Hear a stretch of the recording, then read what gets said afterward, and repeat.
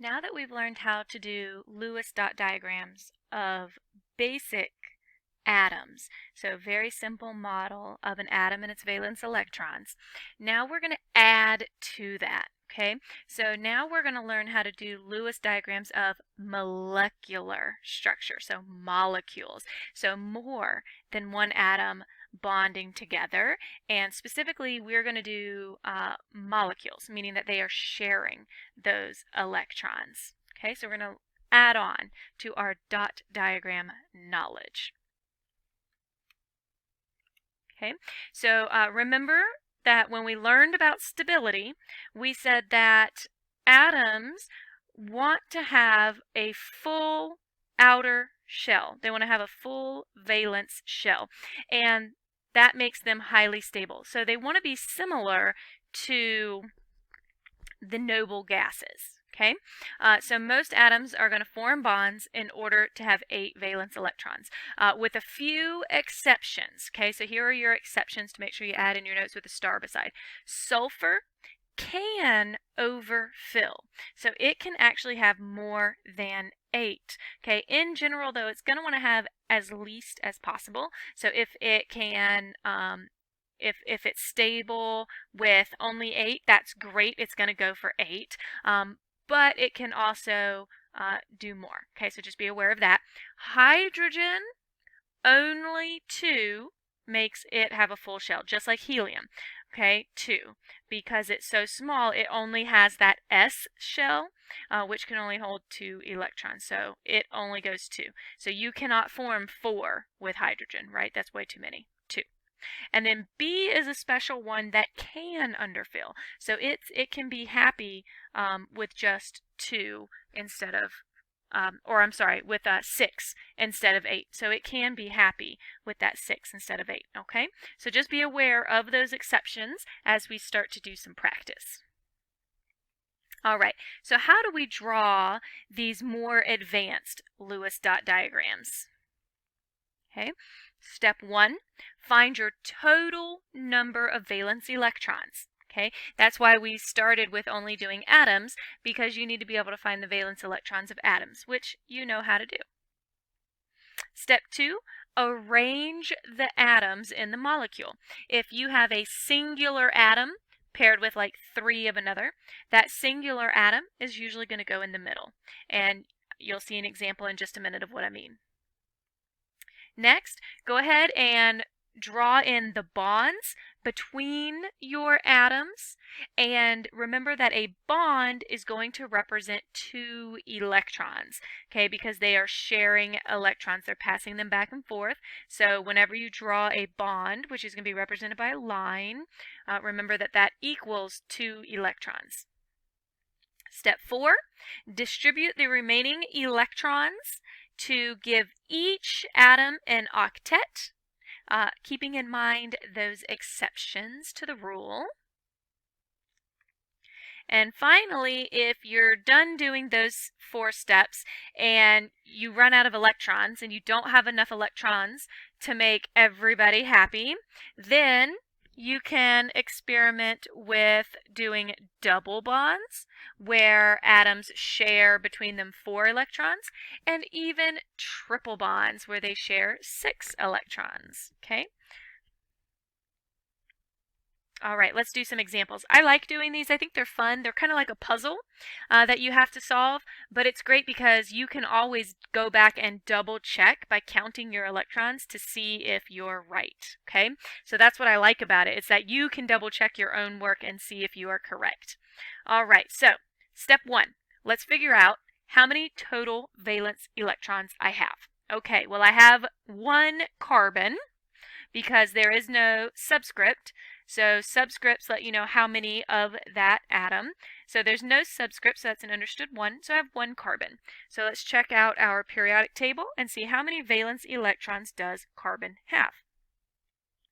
And we'll see that carbon has 4 because it's in that group 4A. Okay. Then I have fluorine, and I have 4 of those fluorines. So first let's see how many valence electrons does 1 fluorine have. All right, on my periodic table, it's in group 7A, so that means it has 7 valence electrons. But I have 4 of them, and each one of them has 7 valence electrons. So I have to do 7 times 4, so fluorine gives me a total of 28 valence electrons. Okay, so add those together, 28 plus 4 equals a total of 32 electrons I have to distribute in this molecule. Okay, all right, next step, we need to arrange these atoms. So carbon is a lone atom, there's only one of them, so I'm going to put it in the center. And then I'm going to surround it by the other atoms, which are 4 fluorines. So 1, 2, 3, and 4. Okay? Next step, let's go ahead and bond those. So these fluorines are going to be bonded to the carbon. So I'm going to represent that with a line between carbon and each one of the fluorines. Okay? Now remember, each one of these lines represents 2 electrons. So at this point, I have drawn 8 total electrons. Okay, I have drawn a total of 8 electrons. Carbon currently has a total of 8 connected to it. Okay, so each one of these lines is 2 that's being shared with carbon. So carbon has 8 and is currently happy. It has an octet, so I cannot give carbon any more. But each one of these fluorines currently only has 2. And so they're not happy. But that's okay because I have all these other electrons left. So we're going to start to draw them in. So I'm going to pick one of my fluorines to start with, and it doesn't matter which one you pick. And I'm going to give it some electrons. I'm going to give it 6 because it has 2, because this represents 2 that's being shared with it, so it needs 6 more to have 8, and now it is happy. Okay, and I'm going to do this for each of my other fluorines. Each of them needs 6 to have a total of 8. Okay, and I think I'm done, but at this point now we need to critique it. We need to analyze it. We need to check it out. Am I right? Did I do this right? So to do this, we check each and every atom to see if it has an octet. Fluorine 2, 4, 6, 8, it's good. 2, 4, 6, 8, it's good. 2, 4, 6, 8, it's good. Carbon 2, 4, 6, 8, because each line equals 2, it's good. This fluorine 2, 4, 6, 8, it's good. Okay, so looking good so far, but I need to do one more thing. I need to check how many total electrons I drew and make sure that there's only 32, that I haven't drawn extra, and make sure that I have used all 32. So let's see, 2, 4, 6, 8, 10, 12, 14, 16, 18, 20, 22, 24, 26, 28, 30, 32. Perfect. So I got it right on the very first try. Awesome. Let's do another example. Okay, let's do BeCl2. All right, first thing, check out those valence electrons. Okay, so Be has 2 valence electrons, and I've only got 1 of them. Chlorine has 7 valence electrons. I have 2 chlorines, so 7 times 2, 14 valence electrons coming from chlorine. Add those together, I have a total of 16 for my molecule. Okay, all right, Be, there's only 1 of them, so I'm going to put it in the middle. And I'm going to put chlorine next to them. Okay, and at this point in our studies, it doesn't matter where you want them to go, up and down, left and right. We will learn coming up soon the particular shapes that they take, but right now we're not concerned with that yet. We're just concerned with these bonds and electrons. Okay, so I'm going to start off the same way. Go ahead and bond those together. Okay, all right, so I've drawn a total of 4. Now we need to make sure that everybody has 8, right? So I'm going to go ahead and fill them around chlorine. Okay, now chlorine has 8, and I need to do the other one. So that has 8. Oh, but look, beryllium, right now, if I check, beryllium only has 4, and that one needs 8, but I've already drawn 2, 4, 6, 8, 10, 12, 14, 16. Shoot, I've already drawn all 16. I don't have any electrons left. So now's when we got to go, okay, that didn't work. What can I do? Well, remember back to our steps, we can do double bonds and triple bonds if we need to. So let's try that.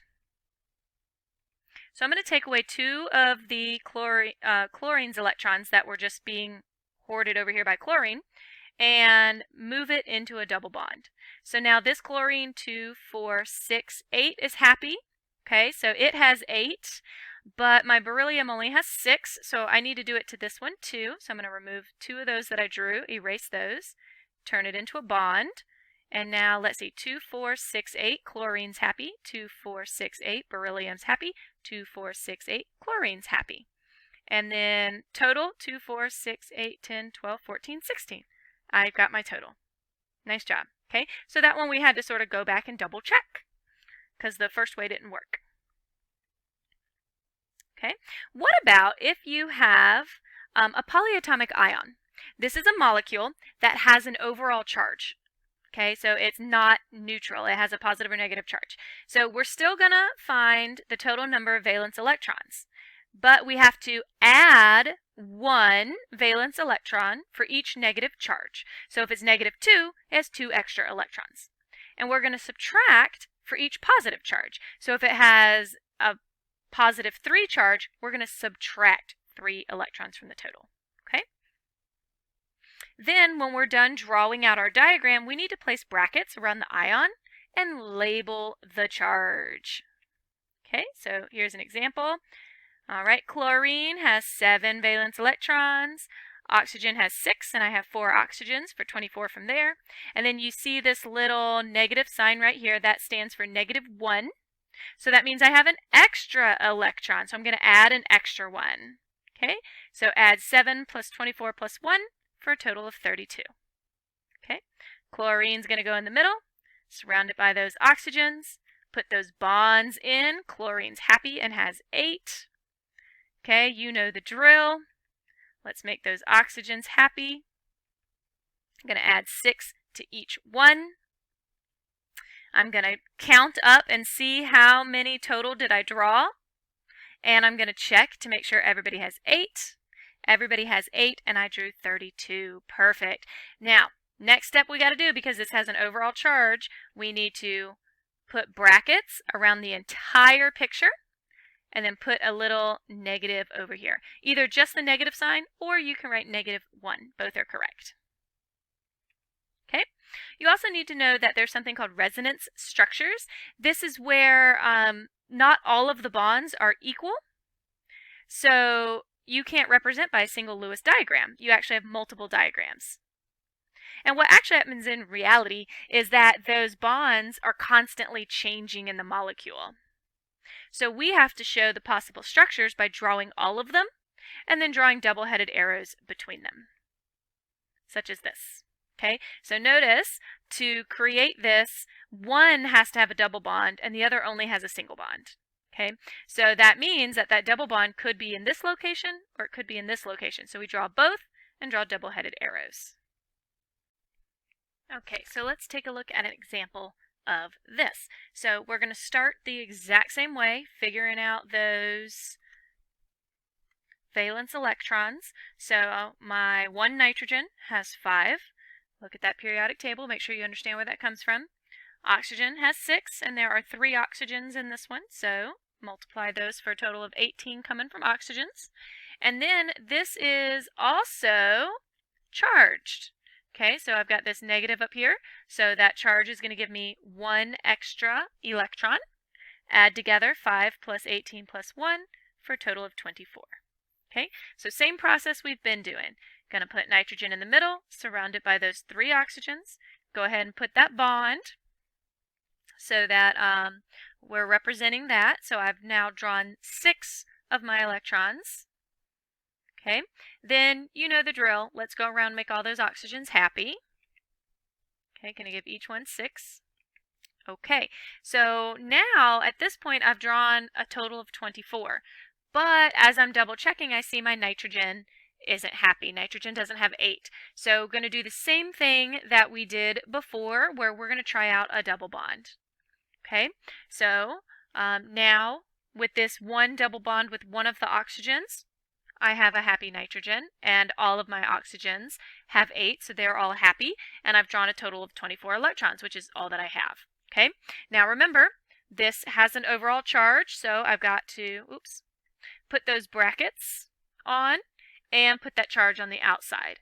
Okay, so following the same rule as that one. Now, the difference is, here we see that this has a double bond with this oxygen and only a single bond with this oxygen. Why did I choose that oxygen? Totally random. I just picked it.